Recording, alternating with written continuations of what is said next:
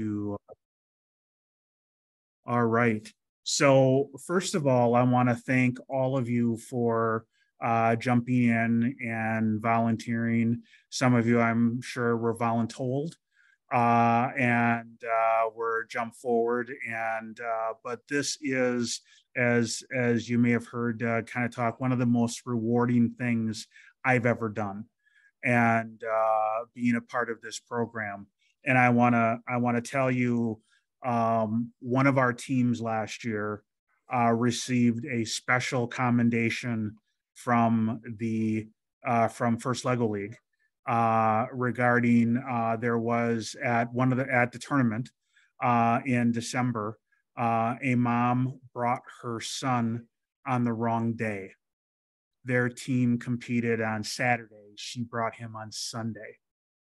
She was distraught. The child was distraught and just absolutely devastated that they weren't going to participate. The team was not very organized. It was an inner city team that didn't meet very often, but they were looking forward to the tournament. And so one of our teams stepped up and actually had that child join their team for the day. And had an extra shirt and had so much fun, and the kids treated them just like they've known them forever. That's what this program is all about. And that's why I love this topic, because this, what the First Lego League program is about is getting kids to start thinking like engineers, but it's also acting like really cool people. And so this program is not just about building a robot. It's about learning how to do things in the right manner, how to be, use words like cooperation. So yes, you compete against somebody, but you also can win by being partners with somebody. And you learn by helping and you win by helping. And that is all the way up to the high school program, where the high school teams, when we compete, actually it's a 3-on-3 game.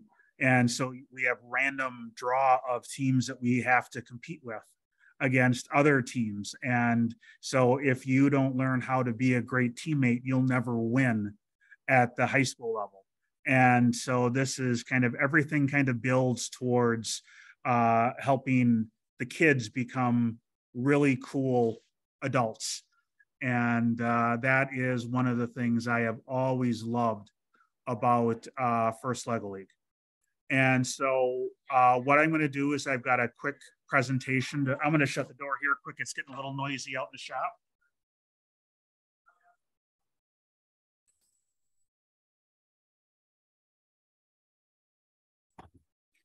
So I've got a quick presentation to kind of go through and just kind of share some stuff with everybody as to kind of what the season is about and kind of what being a coach is about.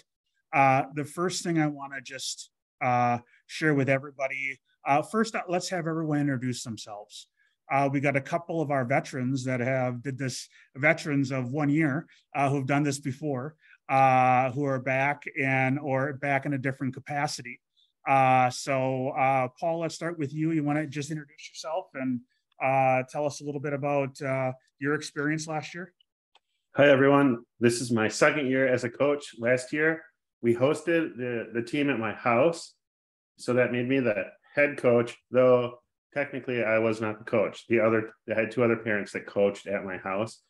What I found out this year, once they get to 6th grade, they can do, there's a level between this and high school that is optional. So we lost those other two coaches and their kids. And so now I'm taking over, and we have 6 kids on our team. It's like Jerome said, this is the best thing. The kids love it. It can be as serious or not serious as you want it to be. My team last year was not good, but that's okay. The kids still learned a lot and had fun and wrote code, even if they had essentially no chance to make it. Because when you're in the tournament, you can advance to another round. and we didn't have that. But Okay. that's about it. Matt and Carissa? I don't know who wants to talk. Oh, hi, I'm Carissa. Yeah, Matt. We coached, and this is Anya. We coached last year. I think we had 9 kids on our team. 2 have moved on to middle school robotics. 1 didn't respond, and then we have 2 new members this year. So we really like robotics too, a lot. We have a whole room dedicated to it at our house now. So we're ready and excited. So that's what happens. I'm still stuck on Legos, and I haven't had a Lego room in years. So yes. Dana.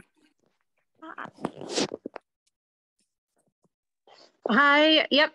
I'm Dana. So my son, he's in 5th grade this year. He did robotics last year in 4th and absolutely loved it. He still talks about it, and it's still probably the favorite activity he always lists. So just excited to kind of take a step up a little bit more and help out coaching our team a bit. Excellent. And then Rachel, do you want to introduce yourself?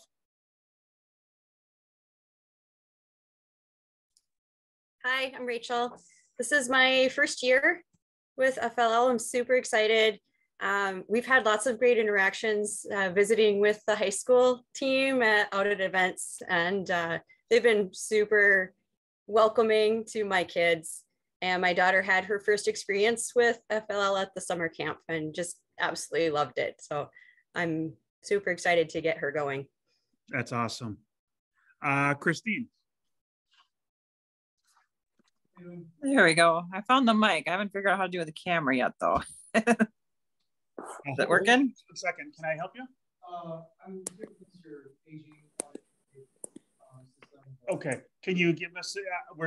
If you can come back, thank you. Sorry.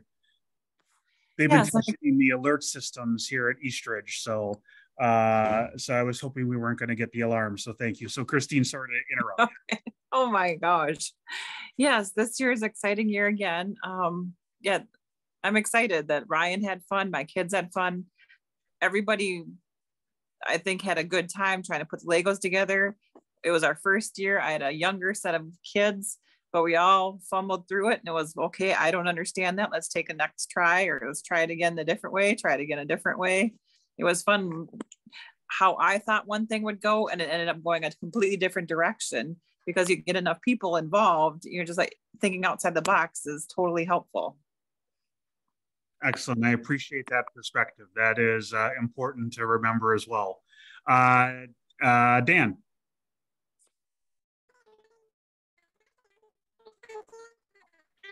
Oh, Dan, I think your microphone might not be plugged in. Oh, we're getting a very high-pitched Dan. We'll go to David while you're trying to correct that. Hello, Dave here. I've head coached 2 years. It was with my son's team probably 3 years ago now, so it's been a while now. My daughter was asked to join a neighborhood team, so I said, sure, I'll help out and help her out with her team. So yeah, I've had a blast help coaching my son's team in the past, and can't wait to do it again with my daughter's team now. So that's awesome. Welcome back. Yes. Any luck, Dan? Try that. Is it better? There we go. Yes, much better now. All right. Yeah. So first time to doing this, but our kids have done the Lego Boost. Yeah. So we've had that at home. They really enjoyed it. We really enjoyed getting together with the crew that was out for Woodbury Days. That was really inspirational. And then we had some friends that did this last year. I think the combination of all those things tipped us over and said, hey, let's get a group together and do it. That's awesome. Well, we are just, again, very happy that you could all join us. This is a fantastic program. And Raj,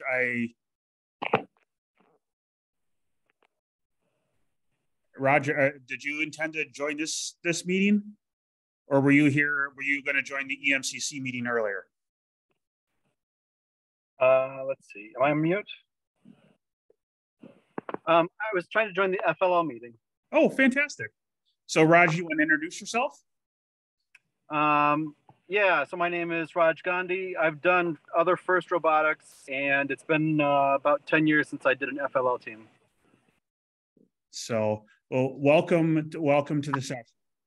And so, and Raj has been heavily involved with the Woodbury team as well, and Woodbury High School team. And so it is a lot. Woodbury is one of the, we laugh and kind of call it the mecca of robotics in the state of Minnesota, because we have more high school robotics teams in the city of Woodbury in South Washington County than the city of Minneapolis does. And it's just crazy how big robotics is in our community.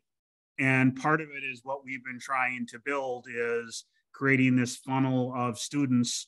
And next year we'll be launching a K-3 group, K-3 grade. And this is 4th through 8th. The Woodbury High School team helps sponsor the middle school through, it's a program that can start, I think it's the 7th grade through high school. And then there's the high school robotics, and each step gets a little bit more complex, a little bit more intense.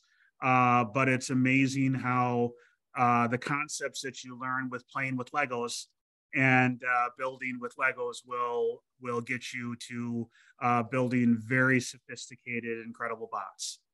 And last year we had students from 26 different schools participate in our program.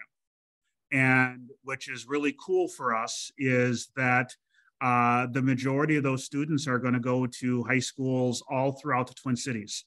And it's part of the thing that's about FIRST is where we talk about cooperation and talk about just doing the right thing.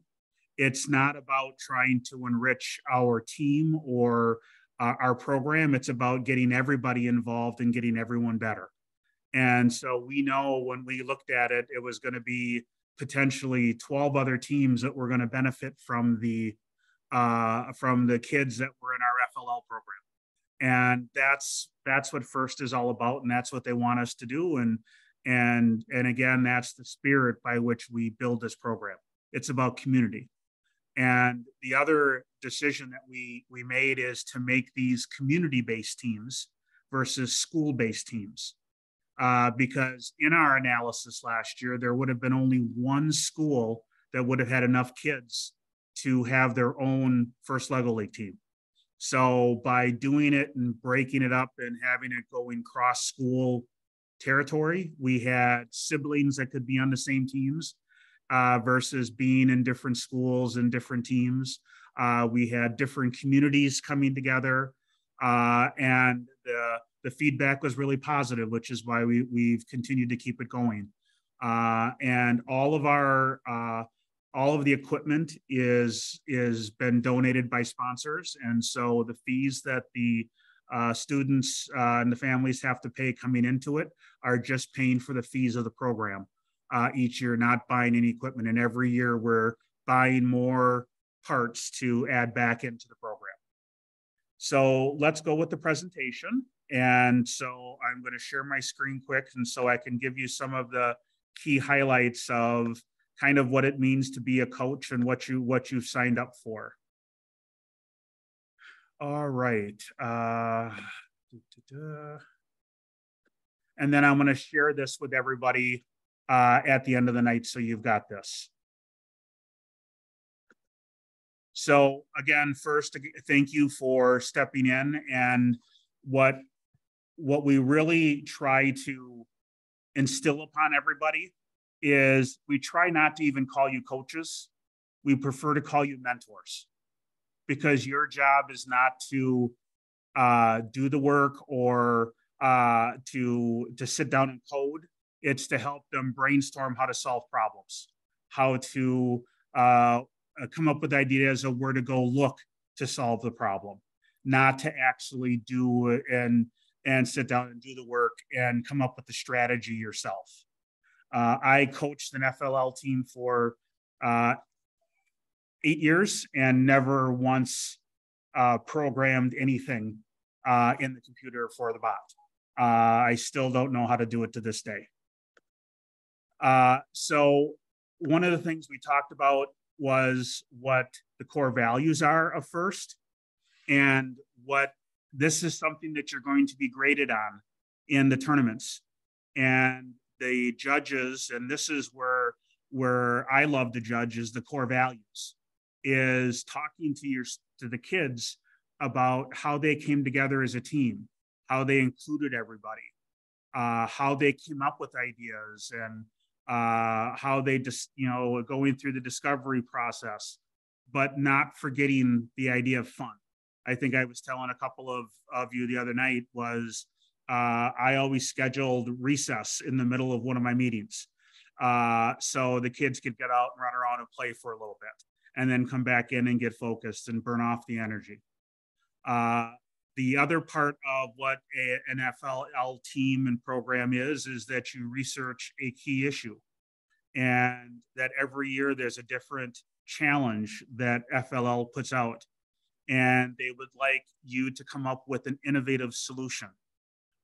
This past year, one of the Minnesota teams got to Worlds and actually got to the final 5 teams in the country with one of their innovative ideas on how to solve the transportation issues last year. So got some world recognition from Minnesota based on their success. And then last but not least, which is what really draws most of the people to our program, is the ability to play with robots. And so the first thing I want to share and let everybody know is what you're getting in the kits. And so you're going to get a robot. The robot is incredibly small. It's the brain of the FLL bot. And then you will get a whole lot of Lego pieces. A lot of them are dedicated to the robotics side of Lego. But any piece, anything that's been created by Lego is allowed to be on the robot in the competition. So if you want to pull apart some Lego contraption that you've had at home, as long as it was made by Lego and the parts were made by Lego, it can be used as a part of a robot in the FIRST Lego League competition. You will get a competition mat. There will be a box that will have the mat that's going to go on a table and you'll get all these obstacles to build. You'll get a rule book, an engineering book, notebook, and a team meeting guide.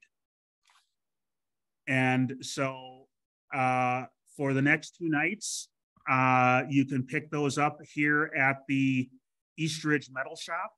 And if you can't get here the next 2 nights, you can just let me know and I will find a time to meet you up here at the shop to get all the equipment and all the details that you need. The other thing I want to introduce is High Tech Kids. And High Tech Kids is the representative of FIRST for FLL in Minnesota. They're the organization that runs all the tournaments. So you will see a lot about FLL and High Tech Kids coming from High Tech Kids. They're phenomenal people. And they've got some trainings coming up that I've got some details on for you that will go in depth on how the robot game works. And they've got a special training coming up that's in person for first time and first year coaches as well. So I've got details on that happening as well. And here it is. So the next 3 weeks, they have a session each week. 2 of them are going to be in person. 1 of them is going to be on Zoom. The only one you have to register for is the October 1st one, where it is going to be limited to a first come, first serve sign up. And they're focusing on coaches who have not done this before.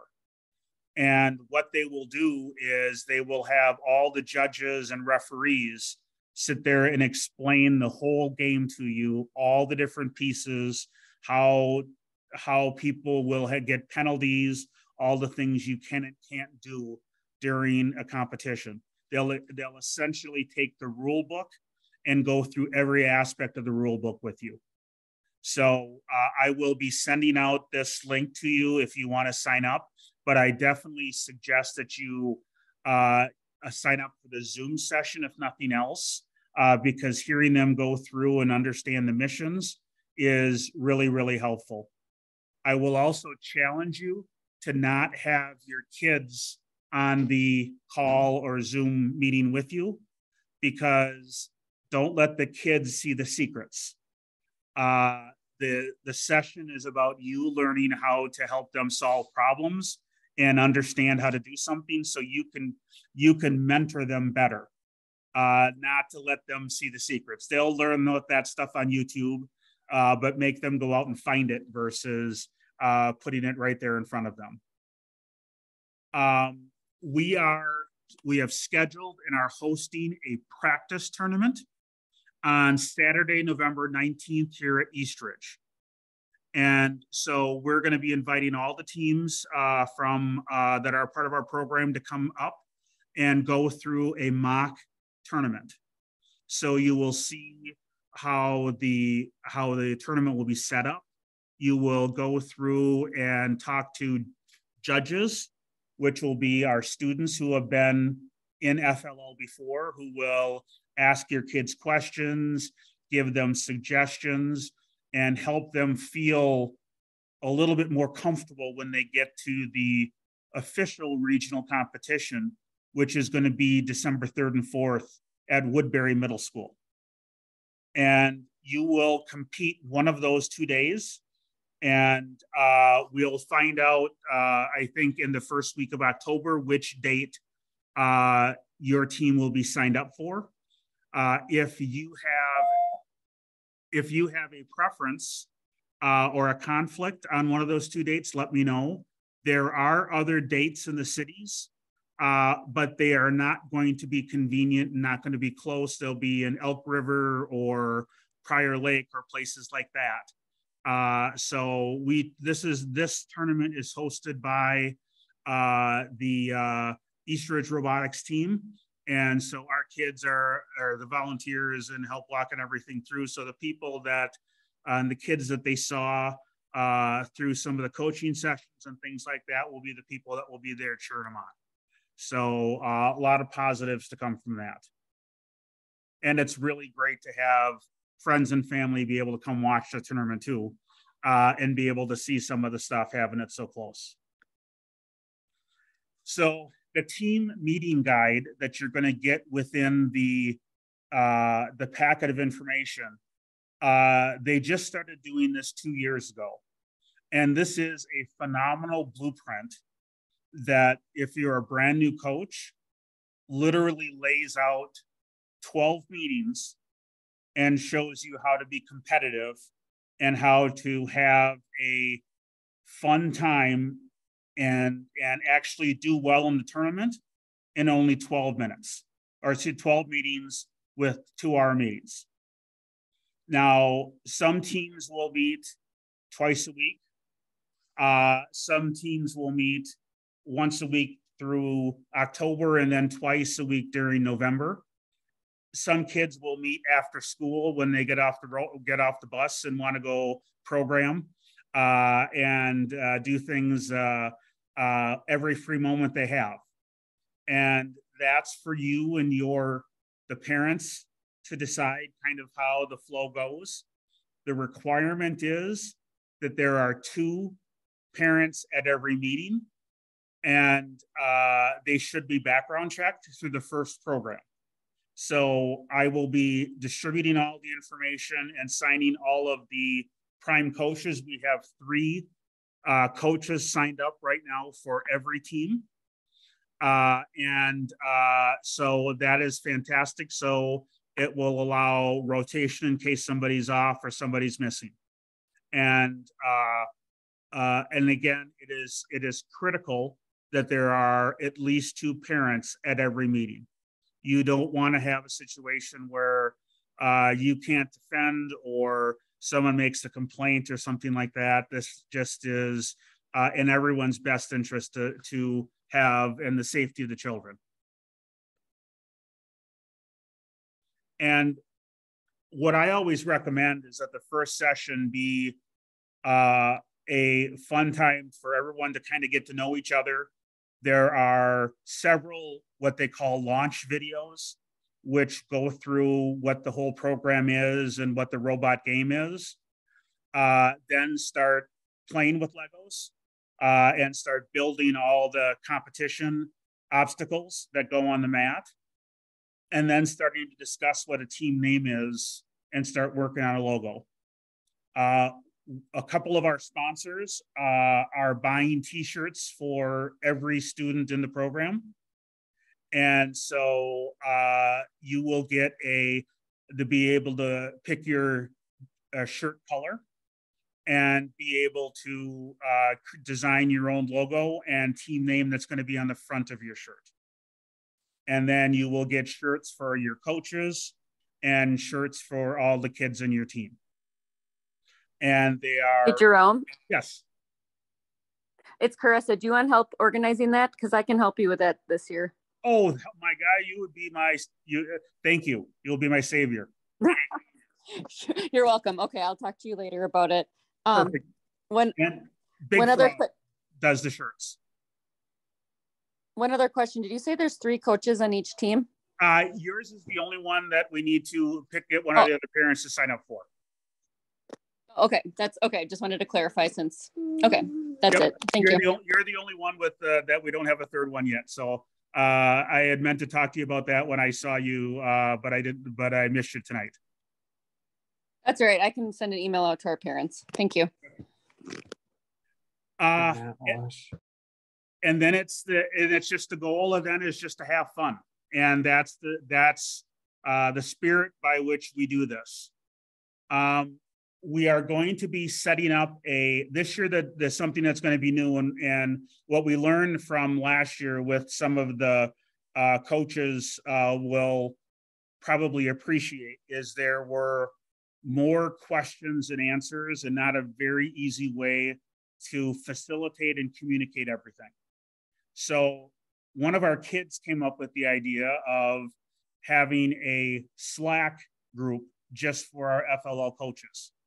And if you don't know what Slack is, it's like Microsoft Teams or Google Chat. It's it's an app you can have on your phone or on your computer, and it'll allow you there'll be rooms for communication and just places to ask questions. And so the kids are going to be creating that tomorrow night, and then we'll be inviting all of the coaches to join that. And when you guys do something phenomenal or something cool, to share a video or a picture of it. So kind of helps to motivate everybody else kind of as we go along. And then there are some students that have also volunteered to be able to come and support in meetings and help your team brainstorm. They are trying to organize a day here at Eastridge to help teams brainstorm for the project and to come up with ideas and ways to communicate and articulate what your project ideas are and give some examples and things of that nature. And so last year we had 52 members on the team. This year we'll probably have a very similar number. And so there'll be resources available and it'll be easier to coordinate going through our Slack channel and that we'll be setting up. And as a coach, you just have a couple of jobs. Number one, make sure that everybody's involved. what we've tried to look at in assembling teams is there's a couple of neighborhood teams, there's a couple of friend group teams, there's a couple of teams that the kids didn't know each other before they came and joined together. And we did our best to balance out the teams based on ages, based on demographics, and based on days available to meet.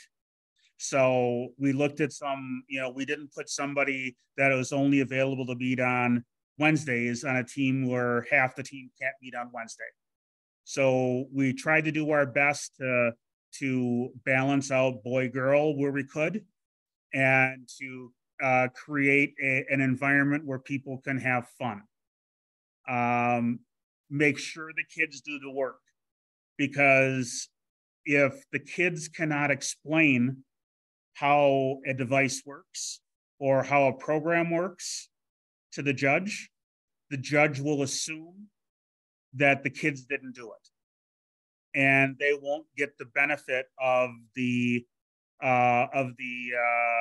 exercise or the work that the kids did. I remember my last year, we actually got to the sectionals, and our main programmer couldn't be there. So we had our main programmer make a video of explaining some of our stuff, so the judges could truly understood that the kids did it. And so this is all about trying to get the kids interested and excited and let them think they can do anything. So when they get to middle school, if they want to break into the middle school program, or if they get to high school and they want to get to and join the high school group, no matter where they go, we want them to have access to joining another level of robotics team. And it's going to start with how much fun they have and how rewarding it is, and making sure that every kid gets a chance to participate one way or another. And that's what I had prepared. And so I thought we could spend the rest of the time having question and answer. And also would love to have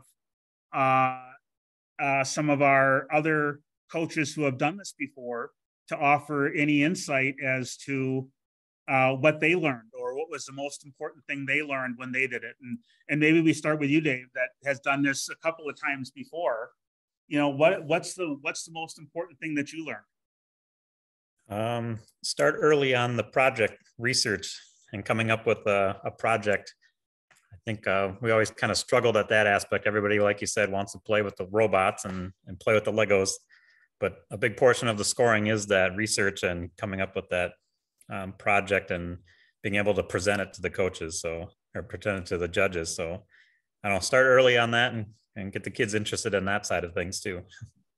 And that's a really important note. The robot game is only 1/4 of the scoring at the tournament.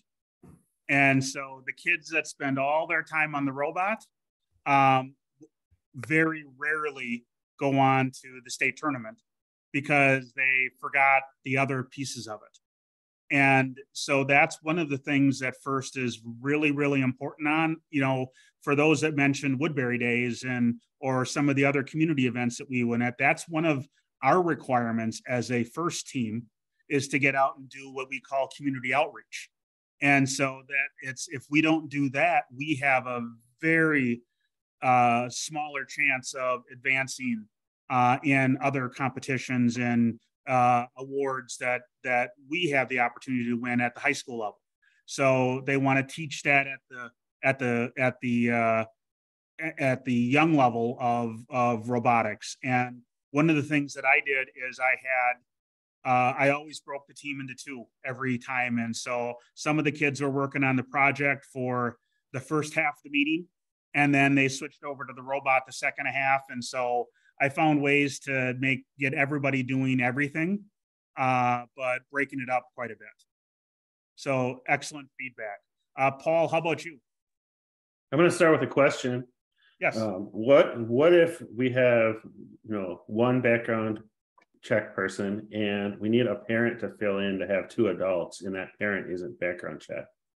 Under the FLL guidelines, as long as that is it's a one-time thing or not happening every time, that's okay. It's just making sure that all the parents understand that, and it can't be an every meeting thing. It will not. Yep, but it is. But the most important rule is to have 2 parents there. Okay, I wanted to ask just for other parents too. Jerome declined my request to have 4 coaches because we have 3 people that have committed to always having one of them there, and only 2 of them can get background checked. So, well, the first website only allows me to have 3 people per team. We'll be fine. That's the limit. So, and then for one other tip for any first-time people, the most nervous things are probably going to be your first meeting in the competition. So about those, the first meeting, you get bags of Legos with instructions. Okay, so the kids can build on their own, but that comes later. Your first meeting is just building sets. It's pretty stress-free. Okay, you don't have to spend hours planning for that. And then, as Dave mentioned, the presentation, the project is super important. But my team last year these kids are all multi-sport athletes. We just didn't have time. We only met 10 times for 1.5 to 2 hours. And the kids at this age don't always respond to adult ideas. And so the only thing they cared about was trying to score points. Now this year they know more, and they're gonna hopefully try to advance, but don't stress about it. So my team did not do the project, and I'm not encouraging that, but don't lose sleep over it. You can show up at the competition with whatever you have, wherever you're at. Nobody's going to judge you. Everybody's going to have fun. You might finish 7th to last or whatever we finished, but no big deal. Excellent. Great feedback, Paul. Christine.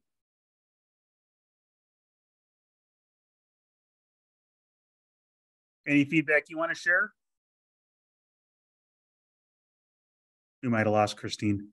Dana?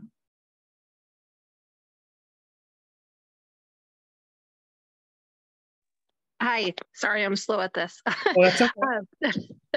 So I didn't coach last year, but I did help out kind of where I could, and went to 1 or 2 meetings. And one thing that I really took away was the importance of just making sure all the kids got involved, because of course, in any group, there's going to be those kids who, are the more outgoing ones, or the more shy kids. And I noticed that our group just did the best when really everybody had their turn to speak.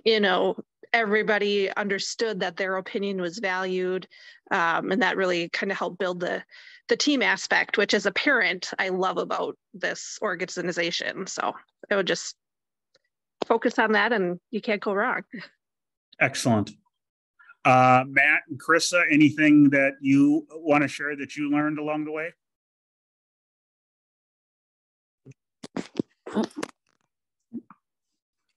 Everything to share.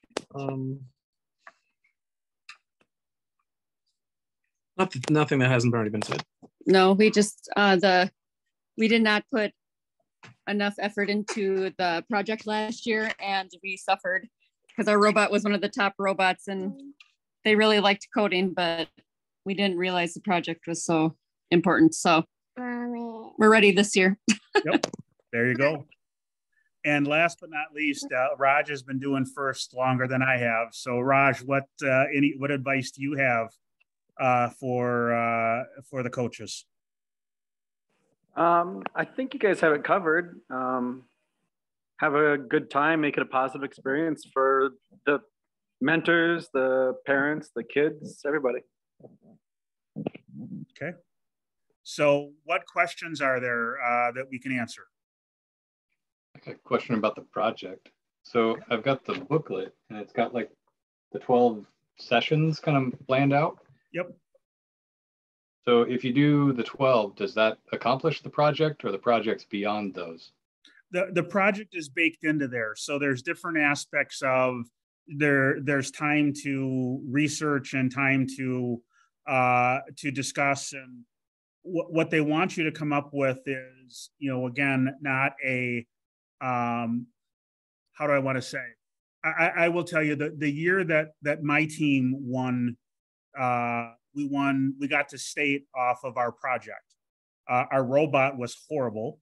We scored 100 points, but we won the core values and we won the project. And the students came up with the idea of, it was recycling and trash and recycling.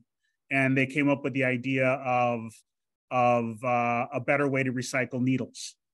And so they went and met with the mayor. They talked to somebody with the county. They had all sorts of ideas. They did a little skit at the start of the like a 30-second skit out of the 5-minute presentation on why needles and recycling needles was so bad. They did some research on it. They got some studies and realized how poor South Washington County was at disposal of needles. This was 6-7 years ago. And shared ideas with multiple members of the community. And the judges loved it, and was that presentation and conversation got us to state. There was no rocket science about it. There was no building a one year my kids tried to design a robot that would drill 200 feet down to the ground to help put out forest fires and get water from deep down. And they were way too ambitious and didn't have enough knowledge to be able to speak on it. So might have been a cool idea, but they really didn't understand it. And that showed to the judges. So what they really want is something that's realistic, something that the kids would come up with, something that the kids would be able to research and get them thinking about how to be innovative. That's the most important thing with the project. And so building that in, and if I recall, and I'll go through and double check in the team's guide to make sure that they've got that spelled out. And if they don't, I'll give you some other ideas on how to make sure you incorporate that. But literally we did it as we had a couple of kids go in another room and basically would search for examples of what the problems were. The kids would then come up and say, all right, the team came up with 4 ideas to solve the problem. And then they would spend 2 weeks trying to vet out each one. And then the team would decide which one to take forward to the tournament. That was a real easy way and something that we did almost every year. Jerome, what were the 4 categories again? Do you say 4 equally weighted? I know the values, the project, the robot. Was there one other thing I'm missing? And then that's the design and programming. So the robot function, actually the robot working, and then the design methodology. And so that's where you want to document. And I can't tell you enough how the judges every year will just remind you, how did you do that? How did you get to this point? How did you iterate to get to figure out that the designing your attachment to the robot to go at it from the left versus the right? And that's what the engineering notebook that they're giving everybody is designed to do. It's designed to help the kids write down things. And then when you're programming, you have the ability to document what it does, so you can explain it to the judges. And that is the thing that they want to see in that programming session, because as I'm not an engineer, but the engineers I know have copious notes and manuals on everything that they do and how they got there. And that's what they're trying to instill in the kids, is to have that clear and concise documentation.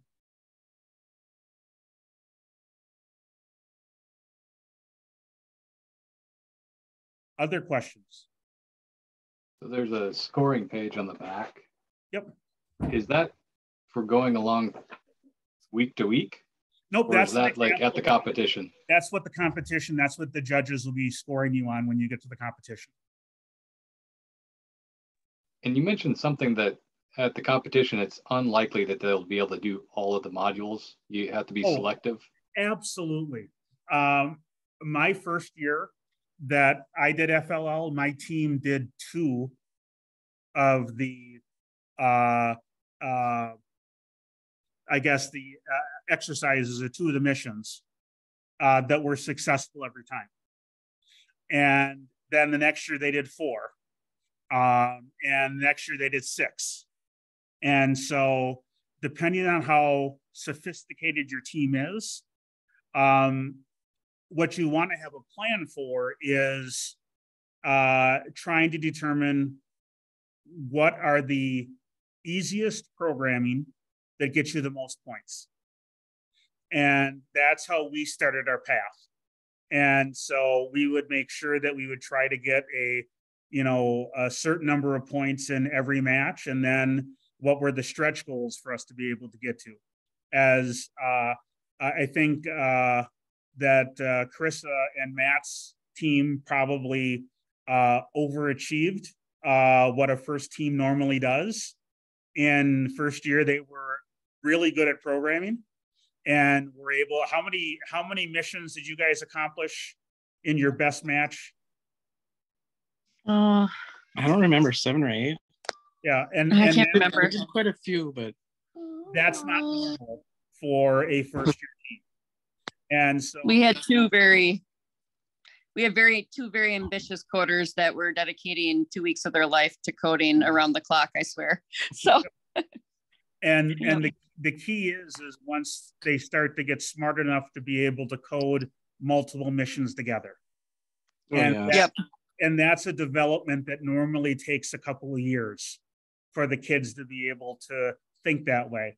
And that's also why it's kind of neat to have teams where there's 6th and 7th graders on with, 4th graders, because they help the kids advance a little further along the way too. But don't expect, if you watch the World Championship robots, at the World's competition, where they're scoring 700, 800 points on a match. Last year, in one of the regional events that we had here, the winning bot scored 250 points. And that is, so again, it is all in the matter of the draw of who you're competing against at any given time. The most important thing is to do a couple of missions really, really good. And the biggest flaw that I've always seen teams make is not having a set place for the robot to start every time. If you are repositioning and trying to set up the robot by eye, you will have a great deal of variation. If you build even, a jig or some kind of, my kids would always build some elaborate Lego piece that they would set in the corner so they would know exactly where the robot should line up. And so when you're doing it fast and you have 2.5 minutes and you're panicking, trying to line it up by eye is a recipe for disaster. So trying to have something that will always set your bot to start from the right spot every time when you start your missions is critically important. And, go ahead. Is there a rule about jigs? I thought there was a rule. It can't go outside the home. The bot, everything has to be inside the home section. So it can't be bigger than, but as long as you have it, that it's small enough that it fits in the home base. And once you get the mat laid out, you'll be able to easily see what home base is.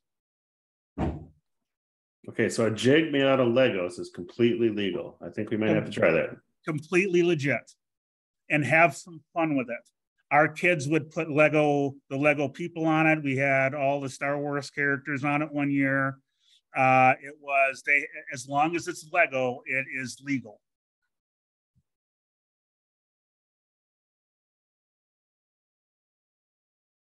Other questions? The big thing is don't stress. And if you're stressing about what's happening, there's a problem and I want you to call me and we'll figure out how to help. The most in last year, we were lucky we didn't have any challenges with any kids getting along on teams. But if something like that comes up, I don't expect you guys are professionals at handling those types of things. We might have a few teachers in the room that have experience dealing with adolescents. But if you don't have the experience, ask for help.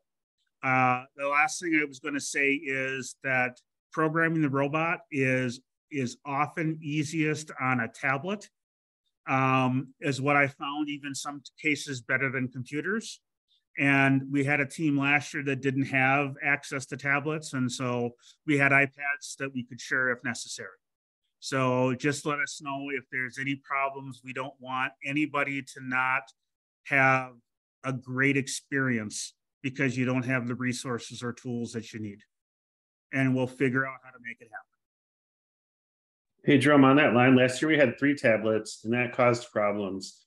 We had a lot of difficulty getting one tablet at a time connected to the robot and swapping them out. Have you heard of other teams having difficulty trying to have 3 robots right. in a meeting? I would recommend only one bot or one tablet connected, have one, because again, these are all Bluetooth connections, and trying to even connect to your Bluetooth headphones.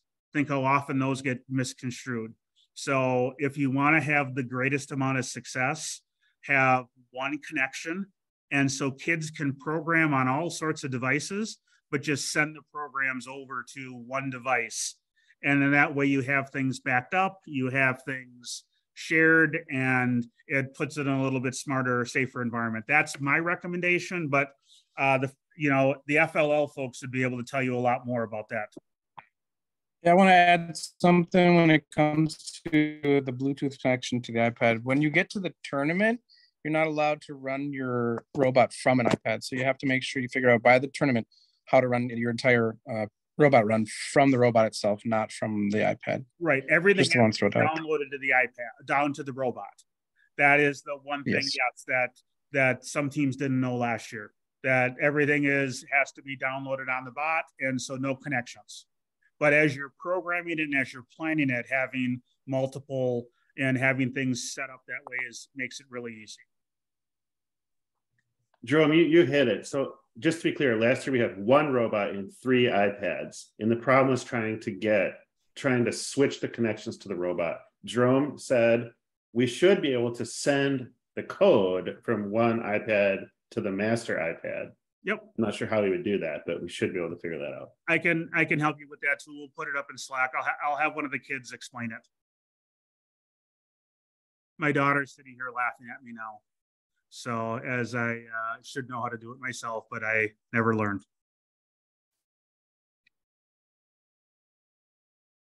Other questions? This is great. Super helpful. Thanks so much. And we're going to try to do these every couple of weeks, just to have an open session of people coming on and asking questions and trying to make it as easy as possible for you guys to be successful in your endeavors and to create a fun environment for the kids. You are not in this alone. So there's a lot of resources in town that can help. And if we can't figure it out, we know who to call.